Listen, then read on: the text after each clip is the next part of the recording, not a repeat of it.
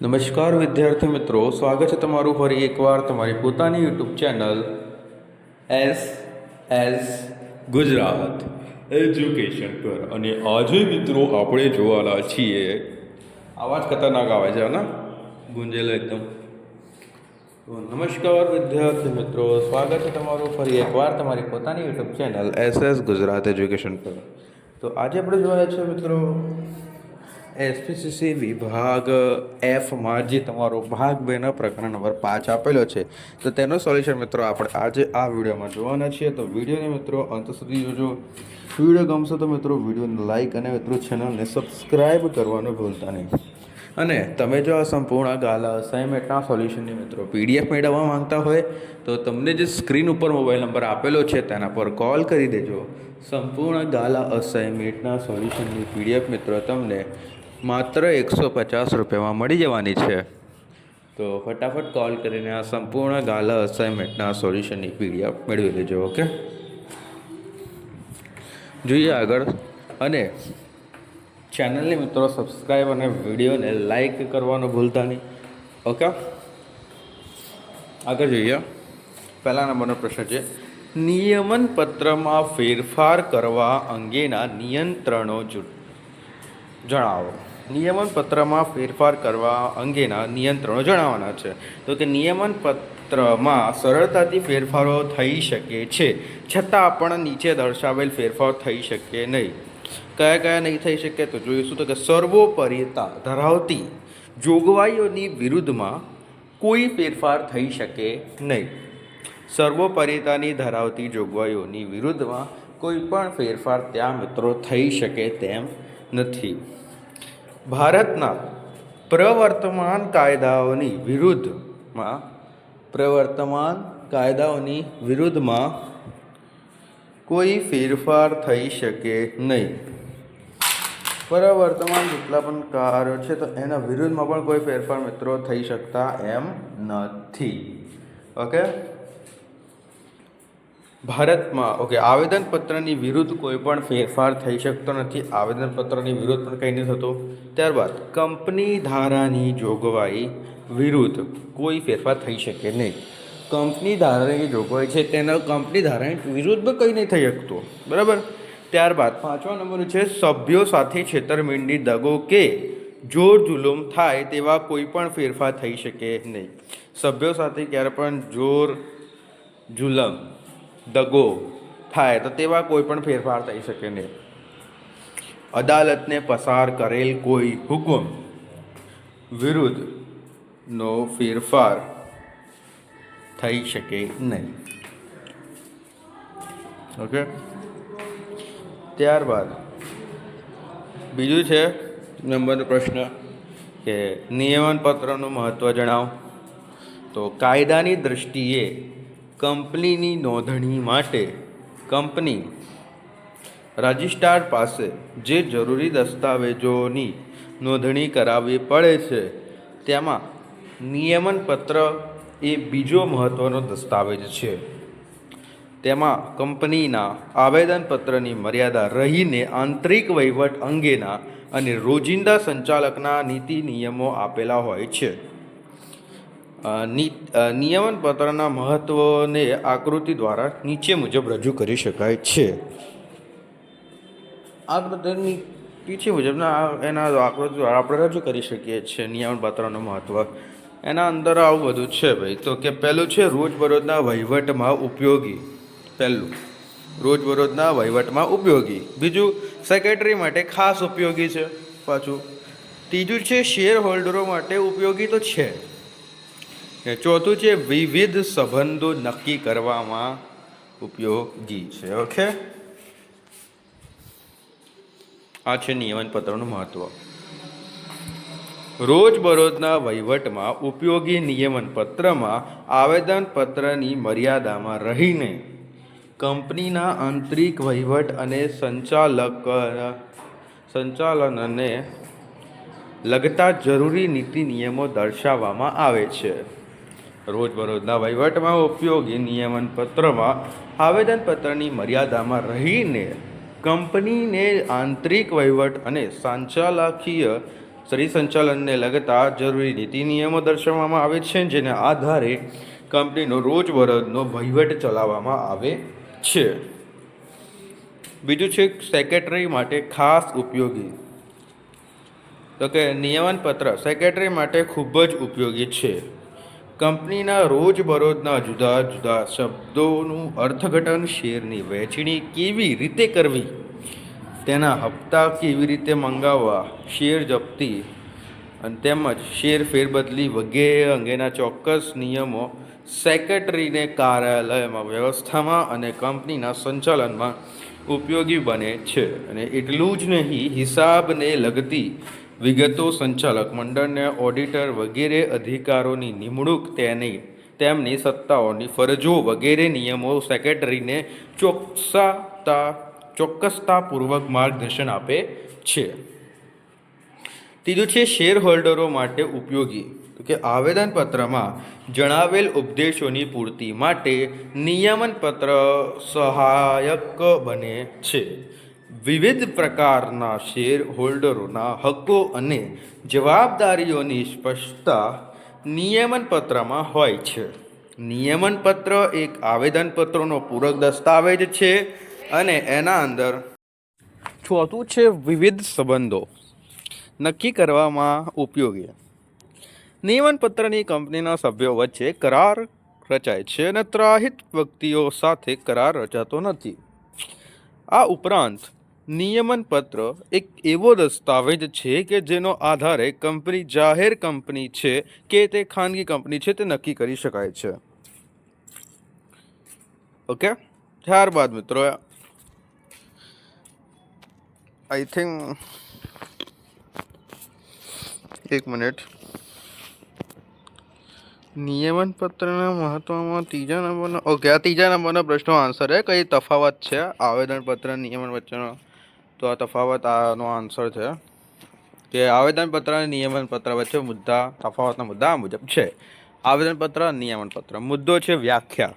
તો કે કંપનીનું નામ, રજિસ્ટ્રાર ઓફિસનું સરનામું, ધૈર્ય, મૂડીની જવાબદારી અને ભરણાની કલમ દર્શાવતા દસ્તાવેજને આવેદનપત્ર કહેવાય છે.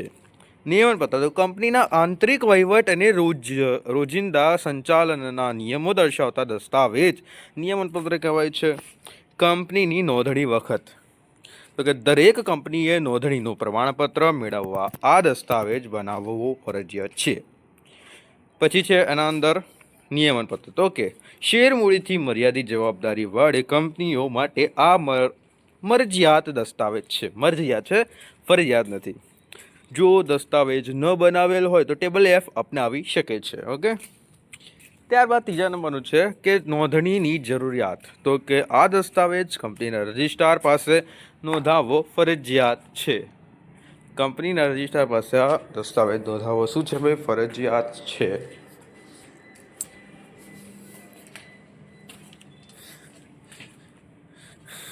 જો કંપની ટેબલ F અપનાવે તો આ દસ્તાવેજ નોંધાવવા જરૂરી નથી. ઓકે, આગળ છે ચોથા નંબરનું મહત્વ. તો કે આ મહત્વનો અને પાયાનો અને બંધારણીય દસ્તાવેજ છે અને આ કંપનીના આંતરિક વહીવટ અંગે દસ્તાવેજો છે. અને આ દસ્તાવેજ કંપનીનું પ્રવૃત્તિનું કાર્યક્ષેત્ર નક્કી કરે છે અને આ દસ્તાવેજ કંપનીના આંતરિક વહીવટ કેવી રીતે ચલાવવામાં આવે છે તે નક્કી કરે છે. ઓકે, આગળ વાત કરીએ. ચોથા નંબરનો પ્રશ્ન જોઈશું અને તે પહેલાં મિત્રો તમે જો આ સંપૂર્ણ ગાલા અસાઇનમેન્ટના સોલ્યુશનની PDF મેળવવા માંગતા હોય તો તમને સ્ક્રીન ઉપર મિત્રો મોબાઈલ નંબર આપેલો છે, તેના પર કોલ કરી દેજો. સંપૂર્ણ ગાલા અસાઇનમેન્ટનું સોલ્યુશન મિત્રો તમને માત્ર 150 રૂપિયામાં મળી જશે.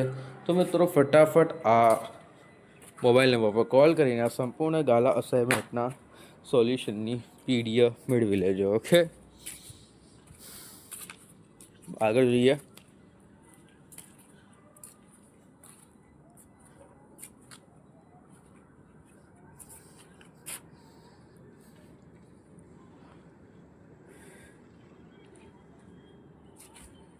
ચોથા નંબરનું છે એ ચેનલને સબસ્ક્રાઈબ અને વિડીયોને લાઈક કરવાનું મિત્રો ભૂલતા નહીં. ઓકે, જોઈએ આગળ. નિયમનપત્રમાં ફેરફાર કરવા અંગે સેક્રેટરીની ફરજો જણાવો. નિયમનપત્રના ફેરફાર કરવાના અંગે સેક્રેટરીની ફરજો જણાવો. સેક્રેટરીની શું ફરજ હોય છે? તો નિયમનપત્ર ફેરફાર કરવા માટે સેક્રેટરીની વિવિધ ફરજો બજાવવાની હોય છે અને સેક્રેટરી ફરજો આકૃતિ દ્વારા ટૂંકમાં નીચે મુજબ રજૂ કરી શકાય છે. પહેલું છે શેરહોલ્ડરની સભા બોલાવવા અંગે, સભાની કાર્યસૂચિ તૈયાર કરવા અંગે, સભા દરમિયાન કામગીરી બજાવવા અંગે. ચોથું, કંપની રજિસ્ટ્રારને જાણ કરવા અંગે. પાંચમું, સભાની કાર્યવાહીની નોંધ તૈયાર કરવા અંગે. છઠ્ઠું, ટ્રિબ્યુનલની પરવાનગી મેળવવા અંગે. પછી છે નવું નિયમનપત્ર તૈયાર કરવા અંગે. સાતમું હતું, ઓકે. પહેલું હતું શેરહોલ્ડરની સભા બોલાવવા અંગે. તો કે શેરહોલ્ડરોની સભા બોલાવવા માટે જરૂરી નોટિસ તૈયાર કરી સભાના 21 દિવસ અગાઉ શેરહોલ્ડરોને મળી જાય તેની વ્યવસ્થા ગોઠવવી. શેરહોલ્ડરોની સભા બોલાવવા અંગે શેરહોલ્ડરોની સામાન્ય સભા બોલાવવા માટેની જરૂરિયાતી નોટિસ તૈયાર કરી સભાના 21 દિવસ અગાઉ શેરહોલ્ડરોને મળી જાય તેવી વ્યવસ્થા ગોઠવવી. સભાની કાર્યસૂચિ તૈયાર કરવા અંગે. તો કે સભામાં જે કાર્યો કરવાના હોય તેની કાર્યસૂચિ તૈયાર કરવી, તેમજ નિયમનપત્રમાં જે ફેરફાર કરવાના હોય તો તેને સમાવેશ કાર્યસૂચિમાં કરવો પડે. પછી છે ત્રીજા નંબરનું સભા દરમિયાન કામગીરી બજાવવા અંગે. તો કે નિયમનપત્રમાં ફેરફાર કરવા અંગે ખાસ ઠરાવ તૈયાર કરી સભામાં પસાર કરવાની વિધિ કરવી. સભા ચાલુ હોય ત્યારે સભા નોંધ રાખવાની જવાબદારી છે. જો મતદાન થાય તો મતની ગણતરી કરવી અને તેની નોંધ રાખવી વગેરે ફરજો બજાવવી પડે છે. રાઈટ. આગળ મિત્રો, ચોથા નંબરનું કંપની રજિસ્ટ્રારને જાણ કરવા અંગે. તો કે નિયમનપત્રમાં ફેરફાર કરવા અંગે જે ખાસ ઠરાવ પસાર કરવામાં આવ્યો હોય તે નકલ 30 દિવસમાં કંપની રજિસ્ટ્રાર સમક્ષ નોંધાવવી વ્યવસ્થા કરવી પડે છે. સભાની કાર્યવાહી. તો કે નોંધ તૈયાર કરવા અંગે સામાન્ય સભાની કાર્યવાહી અંગે સભા નોંધ તૈયાર કરવી અને તેમાં ખાસ ઠરાવની નોંધ દર્શાવવી. છઠ્ઠું છે ટ્રિબ્યુનલની પરવાનગી મેળવવા અંગે. તો કે જો કોઈ ફેરફાર બાબતમાં ટ્રિબ્યુનલની પરવાનગીની જરૂરી હોય તો તેની વ્યવસ્થા કરવી પડે. સાતમું, નવું નિયમનપત્ર તૈયાર કરવા અંગે. જે ફેરફાર કરવામાં આવે અને તેનો સમાવેશ નિયમનપત્રમાં કરી નિયમનપત્રની નવી છાપેલી નકલ નિયત સમય મર્યાદામાં રજિસ્ટ્રાર સમક્ષ નોંધાવવી પડે. અને રજિસ્ટ્રાર સમક્ષ નોંધણી થયા પછી જ તેને ફેરફાર અમલમાં આવે છે. ઓકે. પાંચમા નંબરનો પ્રશ્ન જોઈશું. આંતરિક વહીવટનો સિદ્ધાંત કોને કહેવાય છે અને તેના અપવાદો પણ જણાવો. તો અર્થ લખીશું પહેલાં. તો કંપનીના નિયમનપત્રમાં કંપનીના આંતરિક વહીવટ નિયમો દર્શાવેલ હોય છે અને આ દસ્તાવેજો એ કંપનીનો જાહેર દસ્તાવેજ છે. કંપની સાથે સંબંધ ધરાવનાર દરેક વ્યક્તિને નિયમનપત્રની જાણ છે તેમ કાયદો માની લે છે. આ નિયમનપત્રને આંતરિક વહીવટનો સિદ્ધાંત કહેવામાં આવે છે. સમજૂતી. તો કે આંતરિક વહીવટના સિદ્ધાંતનો અર્થ એમ થાય છે કે કંપની સાથે કામ પાર પાડનાર બહારની વ્યક્તિ એમ માની લે છે કે કંપનીનો આંતરિક વહીવટ નિયમિત અને વ્યવસ્થિત ચાલે છે અને કંપનીની સાથે કામ પાર પાડનાર વ્યક્તિઓ આવેદનપત્ર અને નિયમનપત્રની વિગતો જાણકાર છે અને એમ માની લેવામાં આવે છે. આ દસ્તાવેજોની માહિતી જાણ નથી તેવી અજ્ઞાનતા કાયદાની દ્રષ્ટિએ માન્ય નથી. સામાન્ય વ્યક્તિ એમ માની શકે છે કે કંપનીએ જે વ્યવહાર કરેલ છે તે નિયમન પત્રમાં જણાવેલ નિયમો પ્રમાણે કંપનીએ કર્યો હશે. જે કાર્યને આવેદનપત્ર અને નિયમનપત્ર અધિકૃત કરાવે છે તે કાર્યને અમલમાં મૂકવાની બધી જ કાર્યવાહી કરવામાં આવી હશે તેમ સામાન્ય વ્યક્તિ માની શકે છે. અને આ નિયમને આંતરિક વહીવટનો સિદ્ધાંત કહેવામાં આવે છે. આંતરિક વહીવટના સિદ્ધાંતના અપવાદો નીચે મુજબ છે. જ્યારે કંપની એવું કાર્ય કરે કે જે કાર્ય કરવાની કંપનીને સત્તા જ ન હોય તો તેવા કિસ્સામાં આંતરિક વહીવટનો સિદ્ધાંત લાગુ પડતો નથી. જ્યારે કંપનીમાં છળકપટ કરીને કંપનીમાંથી દસ્તાવેજો મેળવવામાં આવ્યો હોય તો ત્યારે આ સિદ્ધાંત લાગુ પડતો નથી.